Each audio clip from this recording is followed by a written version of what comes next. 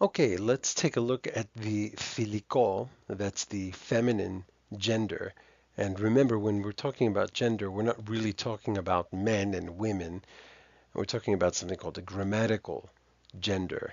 The easy way to think of it is that the masculine nouns are that because they have endings that sound like men's names. Um, the feminine ones are the same way. The endings of feminine words sound like the endings used for women's names, and the neuter is for basically everything else. Uh, there are a couple of exceptions.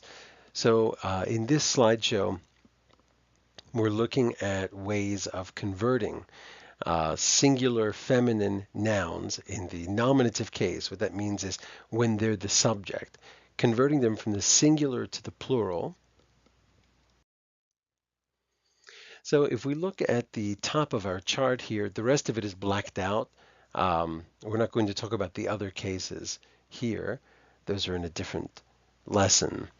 So we have at the top the word ignomi, or if you've been taught the unfortunate Erasmian pronunciation, this is hey gnome, but you have many reasons not to go that route. So, ignomi, the opinion, ignomi inekali, the opinion is good. All we need to do is modify the article, that's the little thing that goes before the word, in this case the ita, we change that to an omicron iota. The other thing that we need to do is break off the ita at the end and replace it with a different, it's almost like a Lego piece. We're just snapping on an ending that says, hey, look at me, I'm plural. The root of the word is gnome, and that tells us that it's opinion. What comes before it and after it gives us the basically the DNA of the word. What case it's in, what its number is it singular or plural, and so on. Okay, so let's take a look at some of the different So on this slide here, there's a note at the top that says all feminine words that end in ita will be epsilon sigma in the plural. The article is always ita in the singular. So if we look at the top line, we have I kali niki, the good victory. To convert this to the plural, we need to change the article in the beginning, the ita, and then the ends of the next two words. So the ita article becomes an omicron iota, so there's your I. If you speak that nasty Erasmian, then you're going to say hoi. And kali niki will become kales nikes. There's no need to shift the accent here. That will happen at times, but we're not going to worry about that here. So ikaliniki becomes ikalesnikes. If we look at the next line, imegali eorti, we have the same pattern here. Everything here follows this pattern. It's going to be changed to I megales eortes. And I don't want to blow it for you. You can finish the rest of these and look them up, actually. It's very important to learn how to use a dictionary, even if it is an online one, to better familiarize yourselves with the alphabet as well, which many people seem to struggle with. Okay, so let's take a look at the next slide. This is your unofficial homework, and if you have questions, you can just post them in the comments here. So the previous slide talked about words that end in ita. The other common feminine ending is the alpha, and in um, in a, in a way that's not really important here, ita and alpha used to be the same letter. Ita came into Greek very late. Um, I believe it was in the 6th century, possibly even earlier than that. I would have to check. 6th century BC, possibly the 7th. And in modern Greek, we have the eta and the alpha um, two different forms of what was originally the same letter. So the pattern is the same. We're going to change the article to an omicron iota to make it plural. The ita ending will become S, as we saw in the previous slide, and the alpha ending will also become S. So, η μεγάλη ζεύρα will become οι μεγάλες ζεύρες. Okay, the great or the big zebras. If we look at the next line, η καλή αγελάδα, okay, and the ita will change to an omicron iota, and you can see we've made exactly the same modifications. The roots of the words are the same.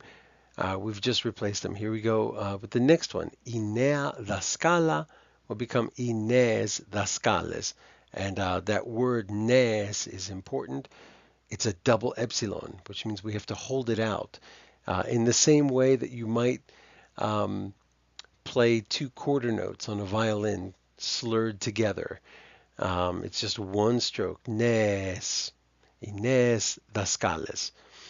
Okay, so I will leave, actually let's try one more. The next line says η κίτρινη λένα, and there's another one. You see the epsilon alpha iota, three vowels there, but it's two sounds, two syllables in the beginning. Λένα, η κίτρινη λένα. Okay, what do you think this is going to become? I'll give you 5 seconds. If you haven't gotten it, you can pause and figure it out. It'll become οι κίτρινες λένες. Okay, I'm not going to translate all of these. Like I said, this can be your unofficial homework. So the most common endings are the ita and the alpha. It doesn't mean those are the only ones. There are some that end with an u sound. And if we look at the words that we've got here, ialepu, imaimu, iyaya, imama, here in this light green part of the table. What all of these have in common is that the accent is on the last syllable.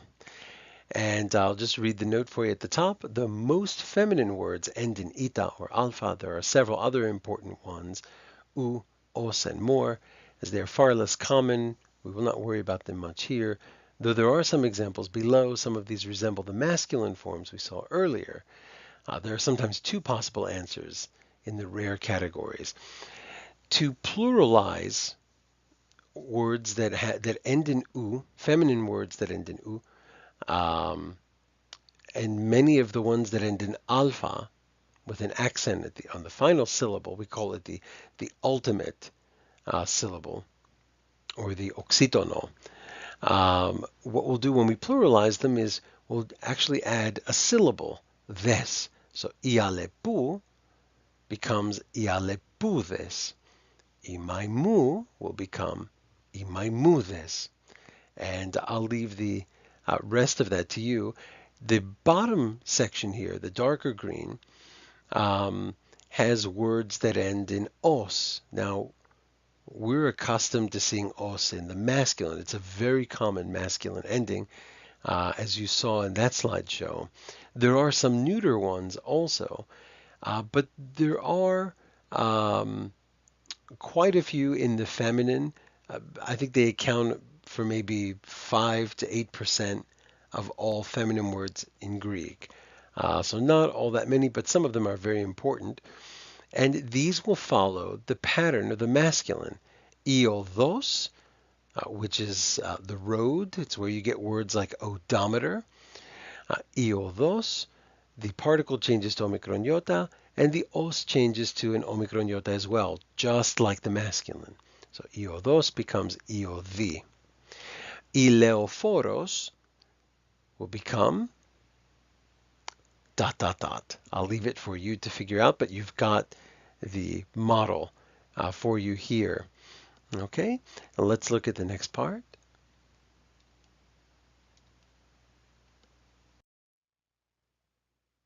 And since we are talking about, since we've mentioned the masculine, why don't we do a few of these here? These are masculine words that again have that accent on the last syllable. Not too many of them, but some of these words are very common. You can see that at the top here we have O kalos papus, the good grandfather. O will change to I, kalos will change to kali, and papus, being one of these U endings with an accent at the end, again, that oxytone, the oxítono, on the ultimate syllable, we'll add a this at the end. So, ikali papudes, the good grandfathers. The next line, o agapitos babas. Okay, well, I'll give you this one. It's the dear father or the beloved father, dad actually. O agapitos babas. O will become I, os will become I, and that last accented syllable will become this. I agapiti babades. Okay, so here's a little bit more homework for you. So let's take a look at some paratirisis here, some observations, and this is pretty interesting. I said that feminine words that end in os are about 5 to 8% of Greek. This is actually a fluid number. There may be more in the future. The reason for the change is that there were things that women did not do, things that women weren't allowed to do in ancient times. So, for example, Ithiopios. Ithiopios was the actor, but it was the male actor. Women were not allowed on the stage. Later, when women were allowed to participate in theater, instead of fashioning a new word, they decided to keep the word Ethiopios, but simply changed the article. So O Ethiopios became I Ethiopios, giving us the word the actress. Same with doctor. O iatros, iatros. This iat is where you get the words like psychiatrist and podiatrist and geriatric, bariatric, psychiatric, and all of those words. It's also where you get the name Jason, Iasonas, the healer. So iatros is the male doctor because originally they were only men. When women were allowed to practice medicine, they just changed the article. Iatros. You'll probably know or meet at some point a Greek speaker who will not use this word. They might say like iatrina or something like that. These are very modern inventions. There were people who just chose to make a new word for the female doctor instead of modifying the article of the masculine. O vikigoros. Again, the lawyer was a man. When women started doing it, we had I vikigoros. Okay, so that's just a little note about the os endings in the feminine. And that about dealing with the feminine number going from singular to plural in the nominative case. There'll be plenty more about this. And that's it. I hope you enjoyed it. Good luck on your homework. Yasas.